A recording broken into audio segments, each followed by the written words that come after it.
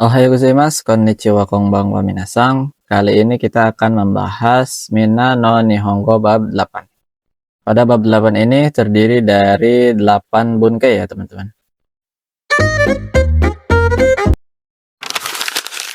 Bunkai yang pertama yaitu kata sifat. Nah, di bab ini kita akan membahas kata sifat ya teman-teman. Kata sifat terbagi menjadi dua, yaitu ada kata sifat na atau disebut juga nakeyoshi, ada kata sifat i atau ikeyoshi. Yang pertama yaitu kata sifat na. Nah, kata sifat na berarti kata sifat yang berakhiran huruf na ya.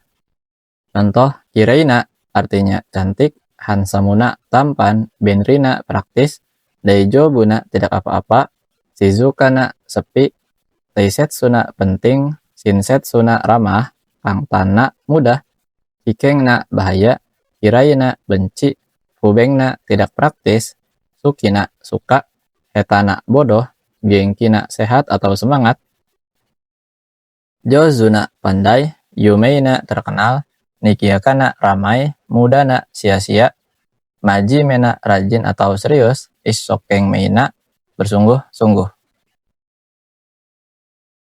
Sebenarnya ini masih banyak ya teman-teman, tapi kita cukup pelajari 20 dulu saja. Selanjutnya yaitu kata sifat i atau ikeyoshi. Berarti kata sifat yang berakhiran huruf i ya teman-teman. Contoh, abunai artinya bahaya, samui dingin untuk suhu udara, takai mahal atau tinggi, atsui panas atau tebal, tumaranai membosankan, nemui ngantuk, karui ringan, mazui hambar, hikui rendah atau pendek, tumetai dingin untuk benda, akarui terang atau ceria, usui tipis, sukunai sedikit, suzushi sejuk, hayai cepat, osoi lambat, warui jelek, oki besar, atatakai hangat, yasashi baik hati. Untuk kata sifat i juga masih banyak ya teman-teman, tapi kita cukup pelajari 20 dulu saja. Bisa teman-teman hafalkan dulu atau teman-teman tulis juga boleh. Bunkai yang kedua yaitu kata benda partikel wa, kata sifat na, des. Kata benda wa, kata sifat i, des. Nah, untuk kata sifat na, jika dia bertemu des, maka na-nya dihilangkan ya teman-teman. Na-nya dihilangkan. Seperti rumus ini. Untuk kata sifat na, bentuk positif yaitu shinsetsu des. Nah, ini kan asalnya shinsetsu na. Tapi ketika dia bertemu des, maka na-nya tidak dibawa, dihilangkan jadi shinsetsu des. Terus untuk kata sifat i yaitu takai des. Nah, untuk bentuk negatifnya yaitu shinsetsu ja arimaseng atau shinsetsu dewa arimaseng. Ini sama dengan bentuk negatif dari kata benda yang pernah kita pelajari ya teman-teman. Terus untuk kata sifat i bentuk negatif, i-nya diganti menjadi kunai. Jadi taka kunai des. Ini kan asalnya takai, tapi karena dia bentuk negatif, maka jadi taka kunai. Begitu ya teman-teman. Contoh, saya sehat. Watashi wa genki desu. Nah, genki ini kan asalnya genkina. Oke, genkina. Tapi karena dia bertemu des, maka na-nya hilang jadi genki desu. Watashi wa genki desu. Terus untuk bentuk negatifnya yaitu saudara Rei tidak sehat. Rei sang wa genki ja arimaseng. Rei sang wa genki ja arimaseng. Begitu ya teman-teman. Jadi kalau kalau kata sifat na bertemu des, na-nya hilang, dan ketika jadi bentuk negatif maka jadi ja arimaseng. Jadi kata sifat terus na-nya jadi ja arimaseng kalau bentuk negatif. Begitu ya. Contoh lagi, laptop ini mahal. Kono pasokong wa takai desu. Kono pasokong wa takai desu. Nah, untuk kata sifat i ini tidak ada yang dihilangkan ya teman-teman. Jadi ini takai ya takai aja, meskipun berhadapan dengan des, tapi tidak ada yang dihilangkan. Beda dengan kata sifat na. Terus, laptop itu tidak mahal. Ano pasokong wa takakunai des. Nah, karena ini bentuk negatif dari kata sifat i, maka i-nya berubah menjadi kunai, yaitu jadi takakunai des. Oke? Mudah ya, teman-teman?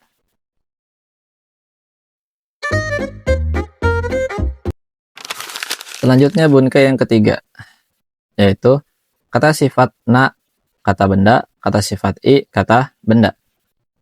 Untuk menerangkan sifat dari kata benda, kata sifat diletakkan di depan kata benda. Nah, untuk rumus yang ini, kata sifat na-nya tidak hilang ya teman-teman, ketika dia berhadapan dengan kata benda.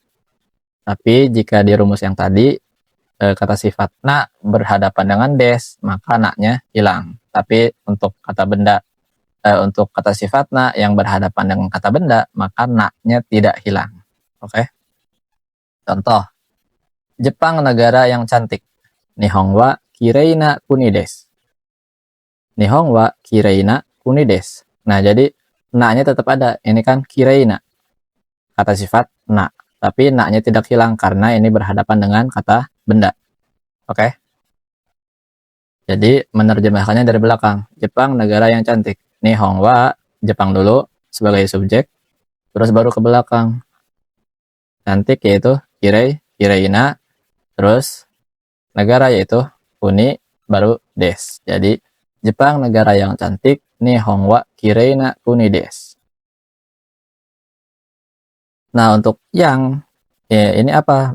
Yang untuk ini hanya untuk memudahkan dalam menerjemahkan aja ya teman-teman. Jadi biar cocok aja gitu ketika diterjemahkan ke bahasa Indonesia. Karena bisa aja yangnya nggak dibawa ini, jadi Jepang negara cantik, tapi kan kayak kurang cocok gitu kan. Jadi Jepang negara yang cantik. Nihon wa kirei na kuni desu. Tapi dalam kosakata bahasa Jepangnya yang ini ya nggak ada gitu. Nihon, Jepang kan Nihon, terus wa ini sebagai partikel, terus cantik itu kirei na, terus kuni ini negara gitu kan. Jadi yangnya nggak ada bahasa Jepangnya gitu, tapi biar cocok aja. Biar cocok diterjemahkan ke bahasa Indonesia gitu. Contoh selanjutnya, Reja orang yang pandai.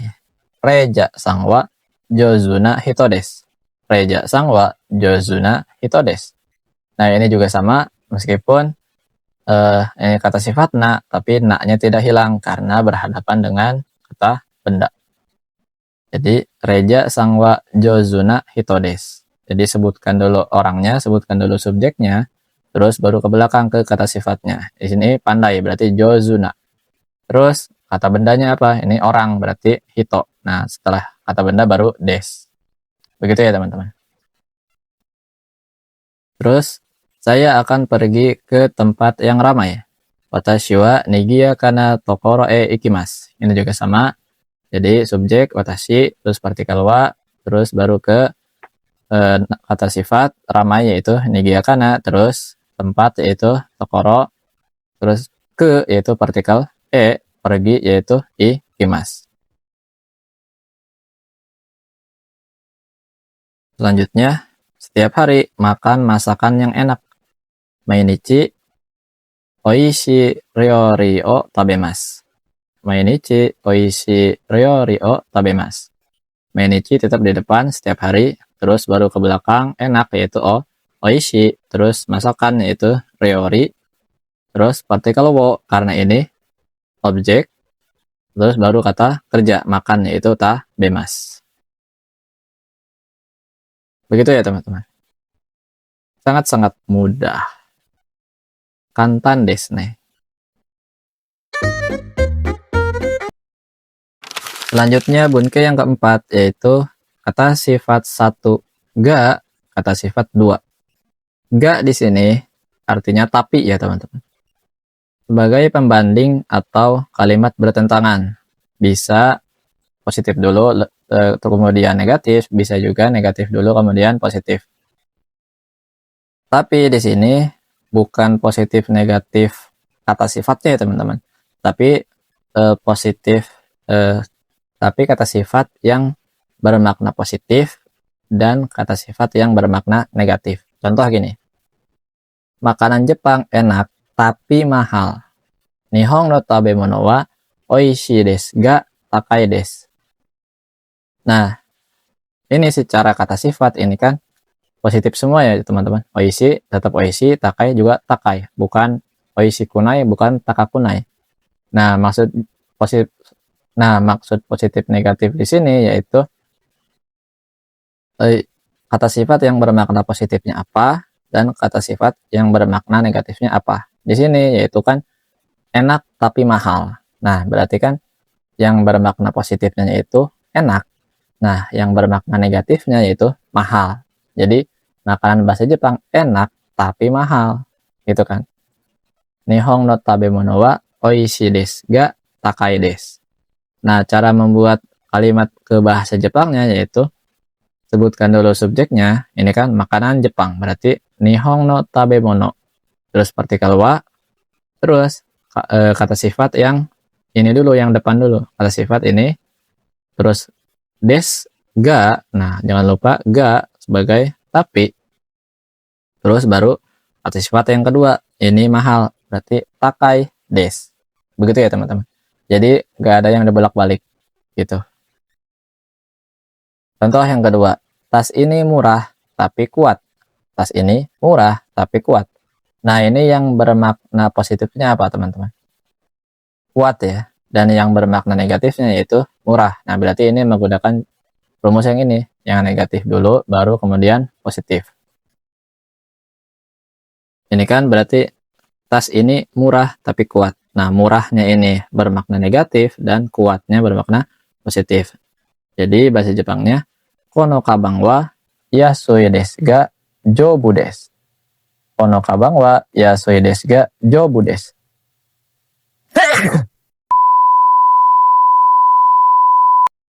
Tas ini yaitu kono kabang, terus partikel wa karena ini subjek, terus murah yaitu yasui, terus des ga untuk tapi, dan kuat yaitu jobu des. Nah, ini asalnya jobuna, tapi karena berhadapan dengan des maka jadi jobu des.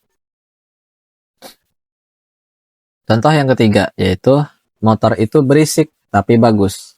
Motor itu berisik tapi bagus. Nah, ini yang bermakna negatifnya yang mana? Berisik ya teman-teman. Dan positifnya yaitu bagus. Berarti ini rumus yang ini. Negatif dulu baru positif. Jadi ano baiku wa urusai desu ga ii desu. Ano baiku wa urusai desu ga ii desu. Motor itu ano baiku partikel wa, terus berisik yaitu urusai, desu ga bagus yaitu ii desu. Bagus itu i atau yoi ya teman-teman. I atau yoi. Contoh terakhir, orang itu tampan tapi pelit. Orang itu tampan tapi pelit. Nah, berarti ini yang bermakna positifnya yaitu tampan dan yang bermakna negatifnya yaitu pelit gitu. Jadi ano hito wa hansamuna desu ga kecchi desu. Ano hito wa hansamuna desu ga kecchi desu. Orang itu ano hito wa karena ini subjek, tampan yaitu hansamu, des ga pelit yaitu kecchi desu. Nah, ini hansamu asalnya hansamuna, tapi karena berhadapan dengan des maka na-nya hilang. Jadi hansamu des, terus ga tapi, terus kecchi desu. Ini juga asalnya kecchina, kecchina artinya pelit, tapi karena berhadapan dengan des maka na-nya hilang. Oke. Mudah ya teman-teman.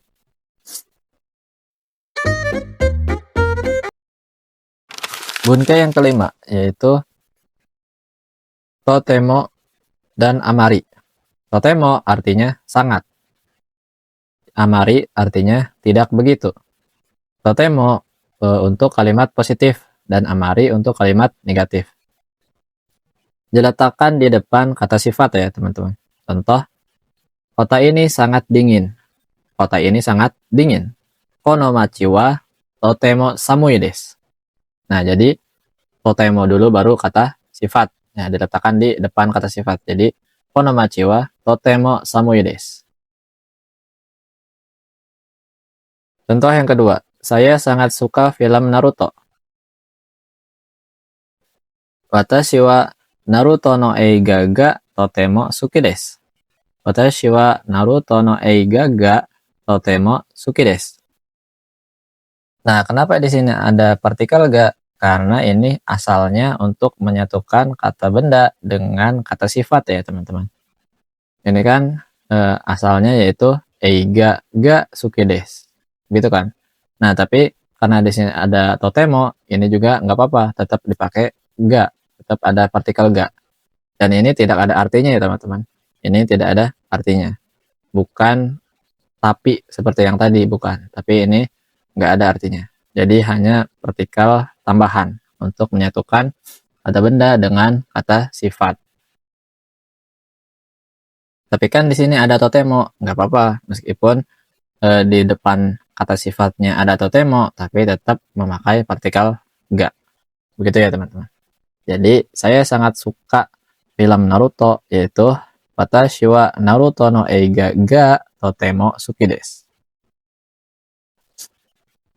Contoh yang ketiga, saya tidak begitu suka jeruk. Saya tidak begitu suka jeruk.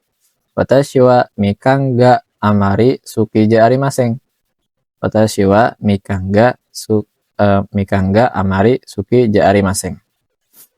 Nah, untuk amari ini artinya tidak begitu, maka kata sifatnya pasti bentuk negatif.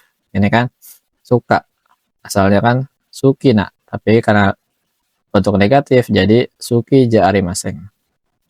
Jadi watashi wa mikan ga amari suki ja arimasen. Ini juga sama, ada partikel ga, fungsinya sama seperti yang tadi saya jelaskan. Contoh yang keempat yaitu tas ini tidak begitu ringan. Tas ini tidak begitu ringan. Kono kabang wa amari karu kunai desu. Kono kabang wa amari karu kunai desu. Ini kan asalnya karui, itu ringan. Tapi karena bentuk negatif, karena ada amari, maka menjadi bentuk negatif, jadi karu kunai desu. Nah, kenapa ini tidak ada partikel ga? Seperti yang contoh kedua dan ketiga ini, kenapa di sini nggak ada partikel ga? Karena ini tidak ada kata benda lagi ya, teman-teman. Jadi setelah subjeknya langsung kata sifat. Beda dengan yang dua contoh ini, setelah subjeknya ada kata benda dulu, baru kata sifat. Ini kan subjek watashi, terus ada kata benda Naruto no eiga, terus baru kata sifat. Nah, maka menggunakan partikel ga. Nah, untuk ini kan subjek, kono kabang, subjek kan. Nah, setelah subjeknya nggak ada kata benda lagi, langsung kata sifat, tidak begitu ringan. Jadi amari langsung karu kunai desu. Seperti contoh yang pertama juga, ini nggak pakai partikel ga, nggak ada partikel ga karena nggak ada kata benda lagi setelah subjeknya. Begitu ya, teman-teman. Contoh terakhir, masjid itu tidak begitu besar, tapi ramai. Masjid itu tidak begitu besar, tapi ramai. Ano mosuku wa amari okiku nai desu ga nigiyaka desu. Ano mosuku wa amari okiku nai desu ga nigiyaka desu. Ano mosuku yaitu masjid, itu sebagai subjek. Terus tidak begitu besar. Nah, amari okiku nai desu ga, karena ini ada tapi, berarti pakai rumus yang tadi, yang bunkai sebelumnya. Itu ga dan terus ramai, yaitu nigiyaka desu. Oke, begitu ya, teman-teman. Jadi totemo artinya sangat dan amari tidak begitu. Totemo untuk kalimat positif dan amari untuk kalimat negatif. Oke, dan diletakkan di depan kata sifat.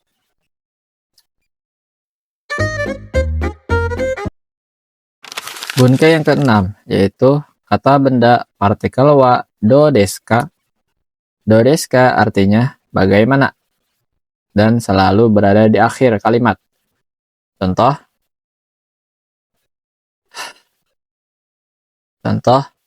musim dingin di Jepang bagaimana? Musim dingin di Jepang bagaimana? Nihon no fuyu wa do desu ka? Nihon no fuyu wa do desu ka? Jadi do desu ka ini di akhir ya teman-teman, berada di akhir kalimat.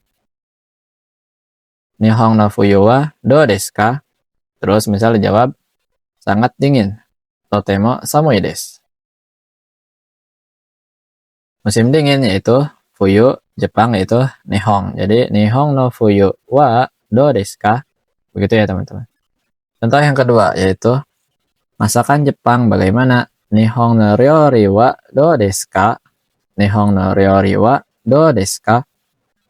Terus misalnya dijawab tidak begitu enak, yaitu amari oishiku nai desu. Amari oishiku nai desu. Contoh ketiga yaitu pelajaran bahasa Jepang bagaimana? Nihongo no benkyou wa do desu ka? Bahasa Jepang yaitu Nihongo, terus partikel no, terus pelajaran yaitu benkyou, terus partikel wa karena ini subjek, terus do desu ka. Jadi pelajaran bahasa Jepang bagaimana? Nihongo no benkyou wa do desu ka? Dijawab totemo kantan desu. Sangat mudah. Sangat mudah ya teman-teman. Selanjutnya, kamar hotel bagaimana? Hoteru no heya wa do desu ka? Hoteru no heya wa do desu ka? Contoh yang terakhir yaitu Masjid Jakarta bagaimana? Jakarta no mosuku wa do desu ka? Begitu ya teman-teman. Jadi do desu ka artinya bagaimana dan selalu berada di akhir. Jadi nggak bisa di awal, pasti di akhir. Seperti semua contoh ini yaitu do desu ka berada di akhir. Gitu ya teman-teman.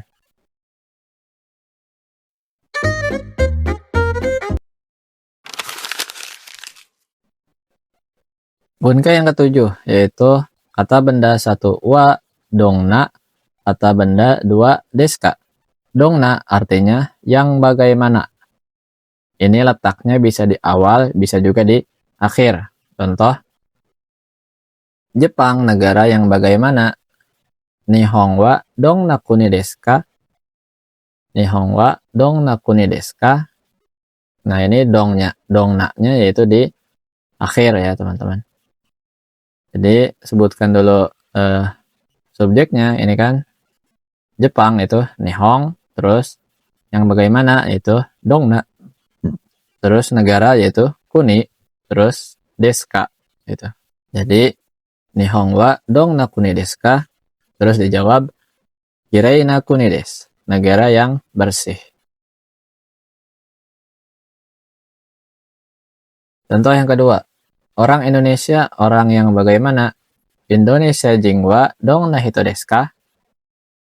Nah, untuk menyebutkan orang dari suatu negara, maka menggunakan jing ya teman-teman. Yaitu jing. Jadi ini orang Indonesia, jadi Indonesia jing. Kalau orang Jepang berarti Nihon jin. Gitu ya. Ini orang Indonesia berarti Indonesia jin. Gitu. Kalau Amerika berarti Amerika jin. Gitu ya. Jadi jing untuk menyebutkan orang berasal dari negara mana gitu. Orang Indonesia, orang yang bagaimana? Indonesia jingwa dong nahito desu ka? Nah, orang Indonesia sebutkan sebagai subjek, terus yang bagaimana yaitu dongna, terus orang yaitu hito, terus desu ka. Misal dijawab shinsetsu na hito desu, orang yang ramah. Contoh yang ketiga, suka makanan yang bagaimana? Dongna tabemono ga suki desu ka? Nah, untuk contoh yang ini, dongna-nya di awal ya teman-teman. Jadi, dongna tabemono ga suki desu ka? Nah, bagaimana cara membedakan dongna yang di awal dan di akhir? Kalau dongna yang di akhir yaitu setelah subjek, Dan kalau dongna yang di awal, ini tidak ada subjek dan langsung menanyakan kata sifat biasanya. Nah, seperti ini, suka makanan yang bagaimana. Nah, jadi dongna tabemono ga suki desu ka? Jadi yang bagaimana dulu, yaitu dongna dulu, baru ke objek tabemono, terus ga karena ini menyatukan kata benda dan kata sifat, terus suka yaitu suki, terus deska karena ini bertanya. Terus misal jawab makanan yang pedas, karai tabemono desu. Contoh yang keempat yaitu hutan tempat yang bagaimana. Hutan tempat yang bagaimana. Mori wa dongna tokoro desu ka? Mori wa dongna tokoro desu ka? Nah, ini juga dongna-nya di akhir karena setelah subjek begitu. Contoh terakhir, guru pekerjaan yang bagaimana. Sensei wa dongna shigoto desu ka? Sensei wa dongna shigoto desu ka? Begitu ya teman-teman. Jadi dongna artinya yang bagaimana. Letaknya bisa di awal, bisa juga di akhir. Oke. Bunkai yang terakhir yaitu so desu ne. Nah, ini sebenarnya sudah pernah kita pelajari ya teman-teman. So desu ne. Pada pelajaran 5 telah dipelajari so desu ne yang menyatakan persetujuan atau perasaan yang sama. Pada pelajaran ini terdapat so desu ne menunjukkan sikap dari lawan bicaranya yang sedang berpikir seperti pada percakapan berikut. O shigoto wa dou desu ka? Bagaimana pekerjaannya? So desu ne.